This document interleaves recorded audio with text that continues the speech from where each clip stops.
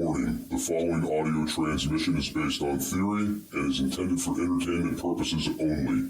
It's Doomsday and its affiliates will not be held liable for anything your dumbass does. Listener discretion is advised.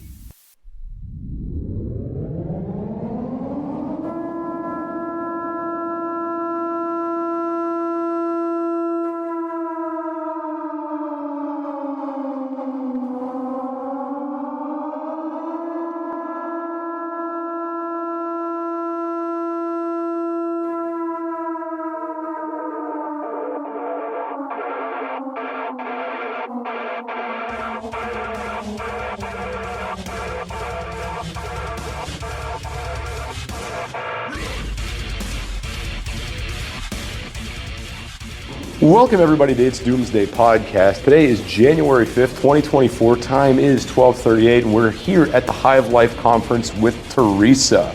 Teresa, how are you? I am fabulous. Never better. That's awesome. Yeah. So first year at Hive Life. Yes. Beekeeping for 6 years, correct? Yes. And came from Kentucky.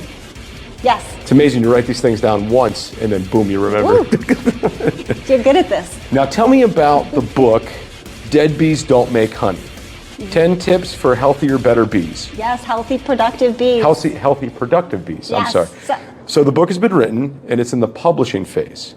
How long till people can go and pick this up off the shelves? Well, if I don't go with a publisher, it'll be out within a couple of months. If I self-publish, it'll be very soon. And then if I go with a publisher, it could be about 6 months. But it's I've been keeping bees for 6 years, and I have, in my entire time as a beekeeper with 20 colonies, I've only ever had one colony die. Oh, wow. And I've never had an abscond, and I've never done a combine of 2 colonies that were queen right because they couldn't survive on their own. So I have almost 100% survival in 6 years of beekeeping with 20 colonies. And the book is about how I've achieved that. It's only 6 years and I have, a long time to go yet, but I practice more natural beekeeping. I am not a treatment-free or chemical-free beekeeper, but I practice a lot more methods that enable the bees to be healthy and productive.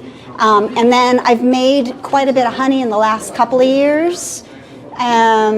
Over 50 pounds of honey per overwintered colony, which is more than the average for Kentucky beekeepers.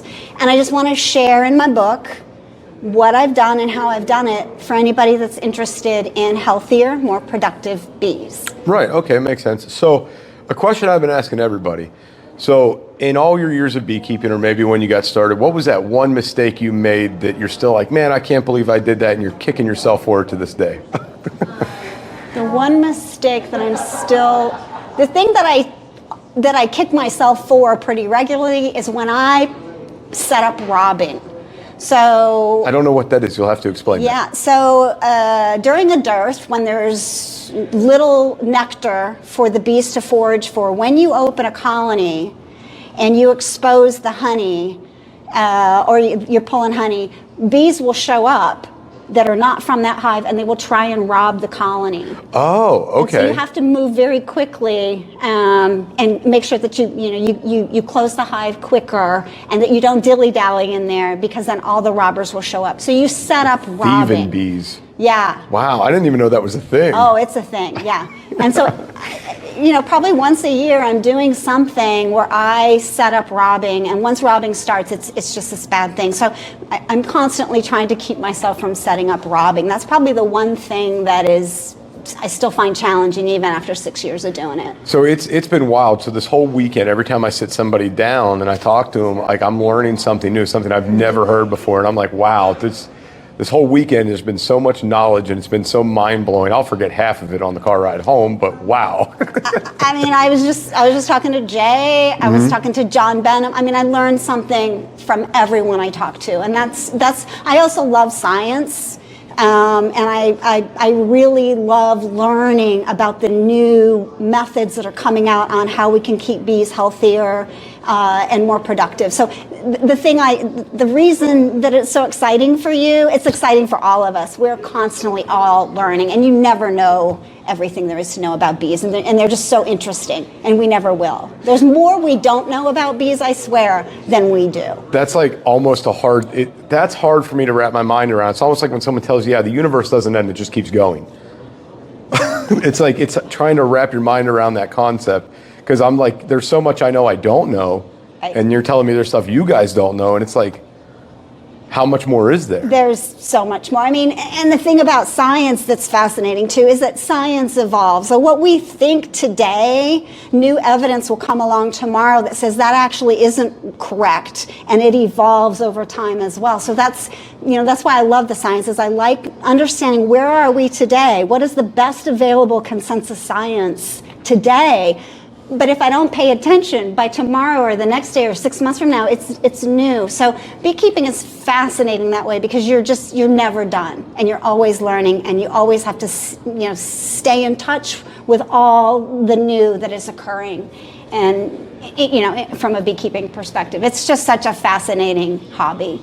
So that kind of segues me into another question that I had for you. What is that one, and I asked everybody this, what is that one thing that blew your mind so hard, you're like, oh my God, I had no idea, and it just blew your mind about the bees?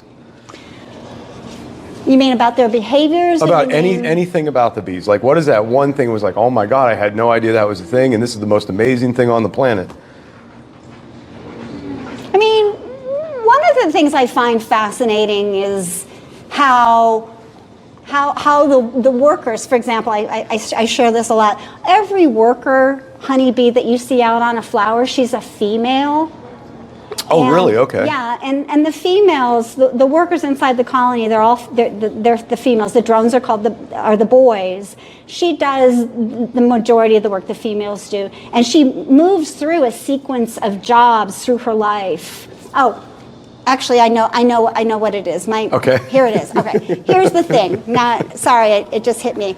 The most fascinating thing I learned about bees that I'll never forget is when that worker bee is born, the first thing she does when she's just born, she's a new being on the planet. Okay. She turns around and she cleans out her cell so that the queen can come and lay an egg in it. That's her first act on Earth. Her last act on Earth is she leaves the colony. She knows she's going to die. She leaves the colony. She flies away, far away, and dies by herself out somewhere else so that her sisters don't have to clean her dead body out of the hive. And the whole time that she's alive, she's doing jobs in service to the colony. And she started with that first act, and she ends with that last act. And that is the essence of bees. Wow. That is crazy. That's it. That might be my new one. That's what beekeeping is. That's what bees are. I keep going back, and my mind keeps being blown by like one simple thing. It is like the regiment, the organization, how there's a plan with like no communication. It's just, it works. And it's worked for thousands of years, so it's wild. So advice, if you had to give any piece of advice to new beekeepers, if they were just getting into this, what would be that piece of advice for new beekeepers? Because most people that are listening to the show are probably listening right now because they're like, well, I'm thinking about getting into this. What do I need to know? So in my book, I have a list of new beekeeper advice, and there's like 6 things in there. And it's different than traditional beekeeping recommendations. And I'm trying to think of which one is the most important.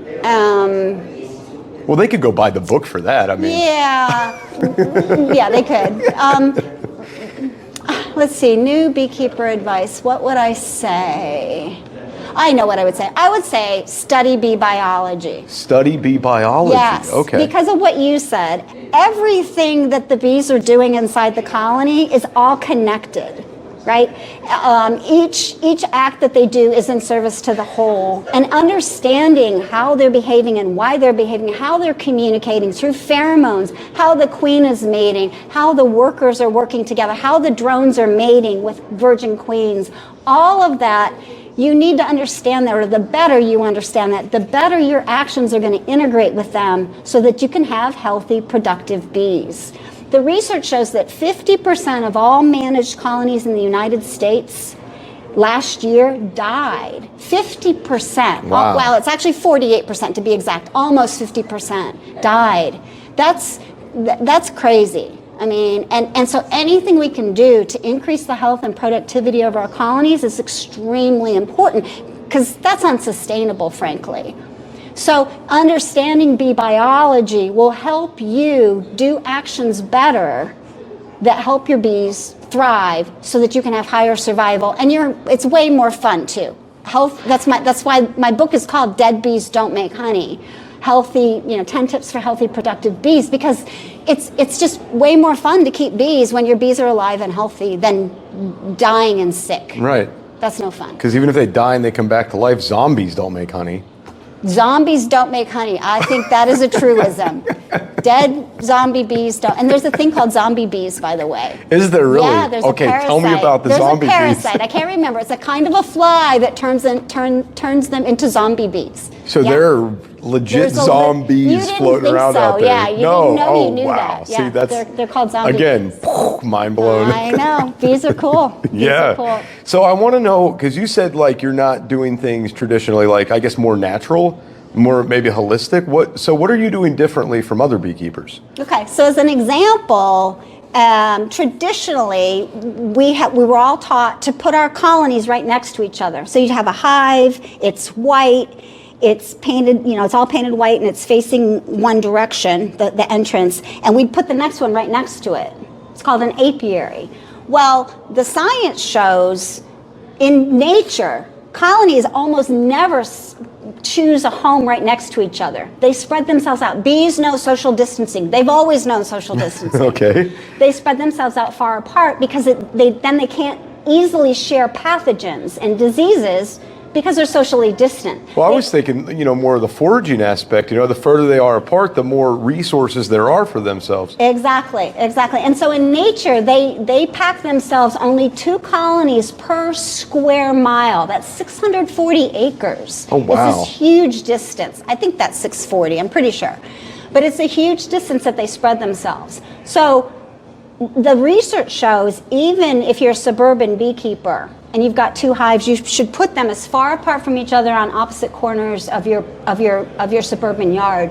And so that's one of the things I do is I spread my colonies out as far as I can, and I only choose locations. I have 20 hives, and I have 4 locations, and the closest 2 colonies that I have are 150 feet apart. I won't put bees somewhere if I can't spread them out. Now you can't do that if you're like Kent Williams, who's got 1,200 hives. Yes, 1,200 hives. Or even if you have 100, you're really going to struggle to spread them out. But if you're, like you said, most of your backyard beekeepers listening to your podcast, don't put your hives right next to each other. We were all taught that. That is old science. Spread them out. That's one example of natural beekeeping. You're taking advantage of what we know about how bees keep themselves healthy, and we're applying it with new ideas on how to keep our own managed bees healthy. Spread your colonies out. There's a bunch like that. Insulate in the winter is another one. I could go on, but there's a bunch. So what's different about insulating in the winter? Well, so most of us beekeepers, I'm from Kentucky, Tennessee. There's a lot of folks at Hive Life from Tennessee. We are taught that you don't need to insulate in Kentucky. Insulate the outside of the hive in winter. Well, it turns out in nature, bees live in a tree cavity. 60 million years they evolved to live in a tree cavity where the walls of the tree are like 4 inches to 16 inches thick. And there's infinite insulation above and below the tree cavity because it's a tree, right? Well, we stick them in a 3/4 inch hive and we expect them to cluster all winter long to keep themselves warm, which they can live, but that's not how they evolved. And they come out more cold stressed versus how they evolved to live in a tree cavity where they would move around, they're not cold, they're not clustered. And so insulating is a way to increase the health and the likelihood that your bees are gonna survive winter. Now, I'm kind of curious, like on that note, has anybody experimented with making hives out of like thicker material? You know, building it out of like, 3.5-inch thick wood or anything of the sort. And if they did they have better results, anything like that? Yes, so there are vendors. In fact, there's some in Hive Life right now. Hive IQ is one of them, where they're making styrofoam, 2-inch thick styrofoam colonies. So yes. And another one is there's different hive styles called like long langs that you don't move and you don't lift, and you can make them with thicker wood. So the answer is yes, there's other ways to do it. I inherited a lot of equipment, and so I have a lot of Langstroth regular standard equipment. And so the solution for me, because they're 3/4-inch pine, is to insulate in the winter. And I insulate the heck out of it. Okay. I mean, it's like there's an 1.5 inches on the sides, there's 3 inches on the top, blah, blah, blah. I insulate the crap out of them. Because I want them to come out ready to work dandelions. I want them not cold stressed. I want them alive. They have to be alive to make honey. They have to be alive. So, it's just basic math. I want to get your opinion on this though, because if you're going, natural and you're going back with how these bees evolved and stuff like that, what do you think of people doing the mason jar hives? Have you seen these online? Yes. So they're making, if I understand, they're making comb up inside the mason jars. Yes. Yes. Most of the time, what I think they're doing is they're making comb honey out of that. So they're using that to create what's called comb honey. They take the jars off, I think, and they use that and they sell it, is what they're doing. I don't remove the comb from my bees ever, because it is energetically expensive for bees to draw comb. And so it takes 6 to 8 pounds of consumed honey or nectar, consumed honey or syrup for them to draw 1 pound of that wax that's in the comb. And so I never take it away from them. So I don't necessarily have an opinion, that's the science behind that. So when you do take the comb away, you are taking a very expensive resource away from the bees, is what I would offer there. Okay, I can get on board with that. I can understand, because I was under the impression when honey was being made, they're taking the comb and everything out of there, and then the bees are having to go back and start all over again. No, most, I don't know, probably some very high percentage, we're not taking the comb, we're uncapping, taking a little layer of the comb capping off, but that comb is like this thick, it's long in there, and all of that is staying. And then the bees just fill it again. So unless you're making comb honey that has the comb in it, you're not taking the comb.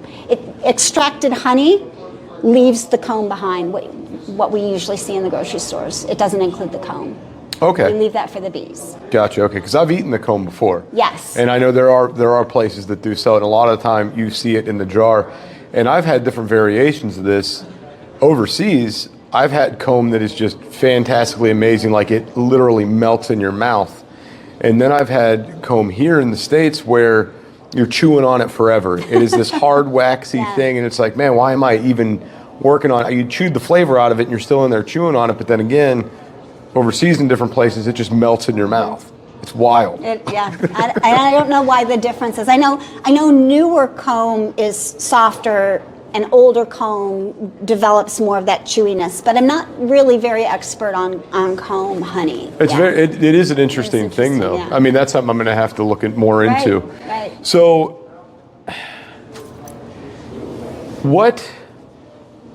you're going to be back next year, I'm assuming, right? Sure. Because this is a big thing, Yes. and I've been sitting here, and the bee community is a very tight-knit community. It seems like.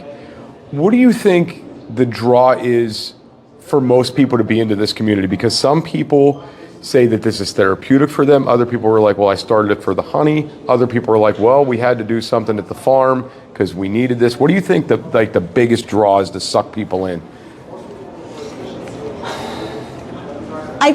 I don't think there's one. I mean, I Okay. think it's what you just said. Is Just all of it. all of us come to beekeeping for different reasons, with different philosophies.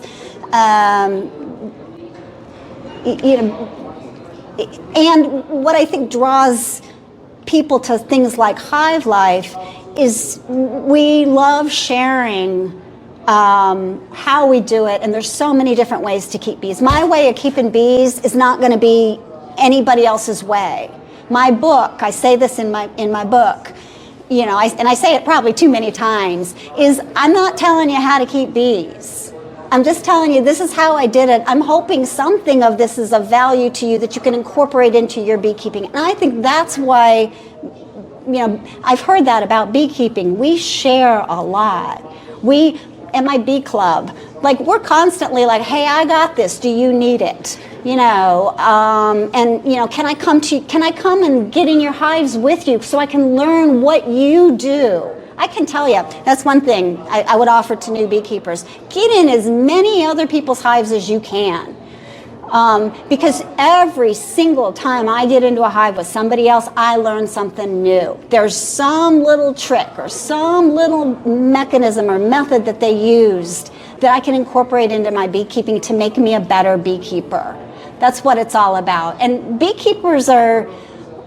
Oh, and the other thing about beekeeping that I think is just rock solid cool is it's kind of got this like cool factor to it. Because A, it's kind of dangerous, you know, the bees sting. Oh, and it's hard as heck. I mean, you're hot, you know, you're lifting these heavy boxes. You gotta think, you gotta understand biology, you gotta understand physics, you gotta understand like, you know, integrated pest management. It's got it all. I mean, beekeeping is just so much fun. And beekeepers are just pretty cool people. I've met so many beekeepers in the last 2 days here, and it's like everybody's been super nice, super welcoming of me being here because they know this isn't my forte. And they know I'm here just to like drill everybody with questions, and everybody's been super accommodating to me.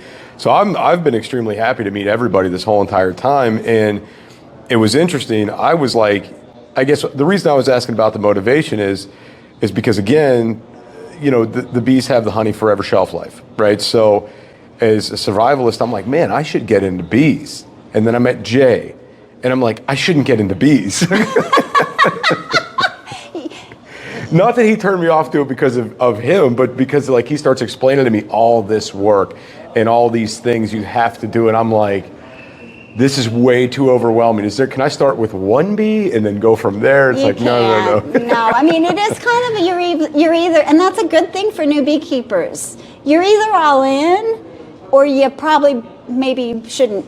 You should pick something else. Right, like one gentleman I sat down, he said a good piece of advice is to have, you know, somewhere between 1 and 5 hives. You don't start with one, but your one needs to be your sacrificial one because you're going to make mistakes. So let that be like your cadaver hive, to where you're learning and you're discovering and you're trying different things, seeing what works, seeing what doesn't work. And if the hive makes it, awesome. If not, you have made the mistakes. And you've got your other hives, because he said you can't start with just one. Right. you need to start with 2. And then I would say again, well, I would say this. Beekeeping is not like guitar. I mean, we all... I've attempted every instrument out there. All right, I got good at none of them. I know this thing. So it's not like guitar where, you know, we've all, I think... We've all tried. I got one sitting at home right now. I just wiped the dust off it. Exactly. That's about as much as I play. That's the difference between guitar and beekeeping. Right. In guitar, when you find out you're not Eddie Van Halen or Joe Satriani or whoever's your dude, or I don't know, are there any girls that are great guitarists? Did I just say a wrong thing there? I don't know.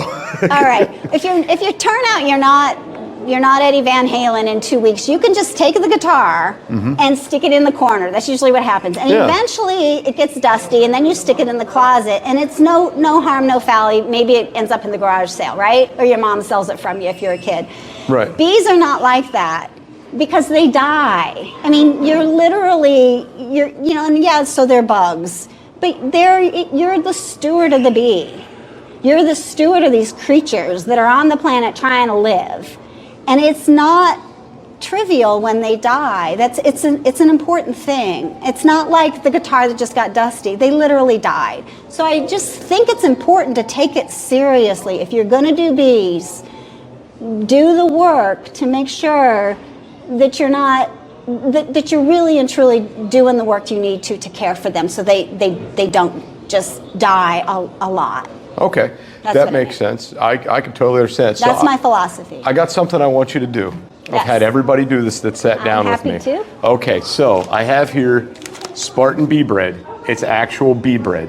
All right. And I started taking this stuff almost a month ago now, and I've fallen kind of in love with it. Not necessarily the taste, but I want the honest beekeeper's opinions taste. Okay, all right. And I've gotten everybody to try it so far. I will try practically anything once, practically. So I started taking this stuff because I'm on a very unique diet, and I don't get all the minerals and everything that I would need. So this was kind of that fill in the blank for me. Okay. Well, first off, I've eaten pollen before. Okay. I think most beekeepers have eaten everything out of the hive so far. But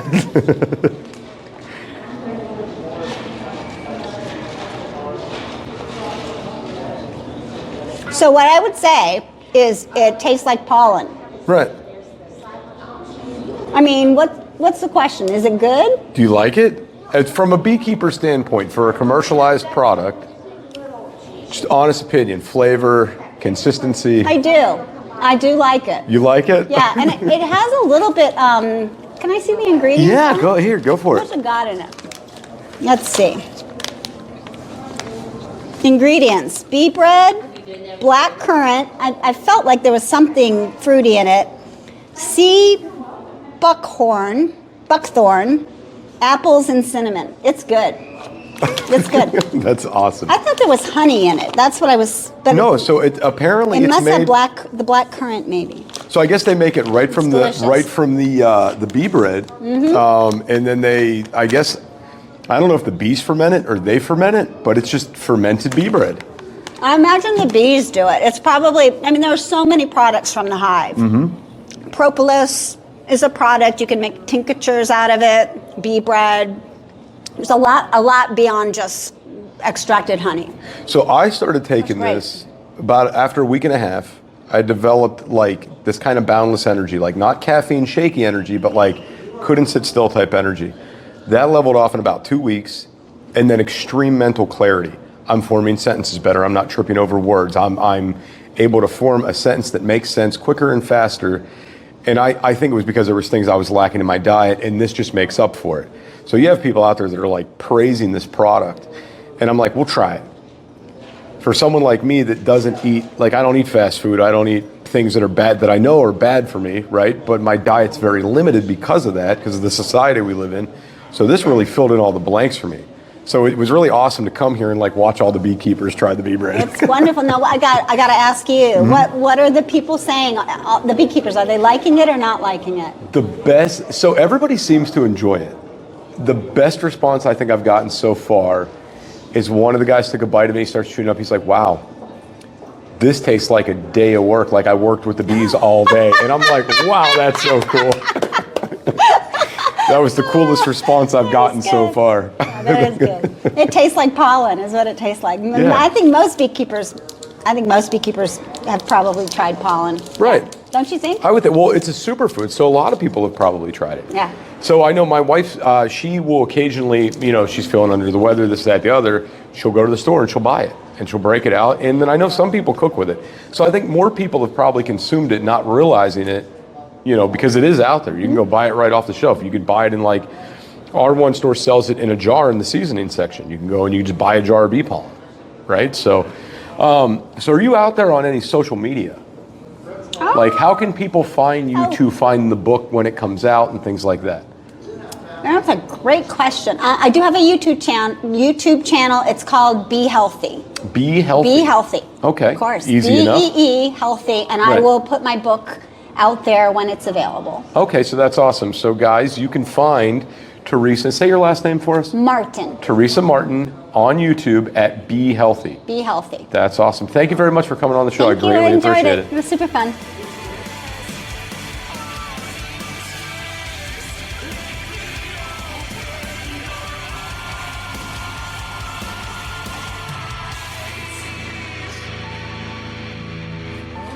This is an emergency action message. At approximately 1 a.m. Eastern Daylight Time, NORAD is tracking 15 ICBM nuclear missiles inbound to the following cities: Orlando, Miami, Pittsburgh, Dover, Newark, Richland, Philadelphia, New York City, Baltimore, Los Angeles, Las Vegas, Boston, Seattle, Detroit. This is an extremely deadly situation. Stay tuned. The next emergency message will be a presidential address.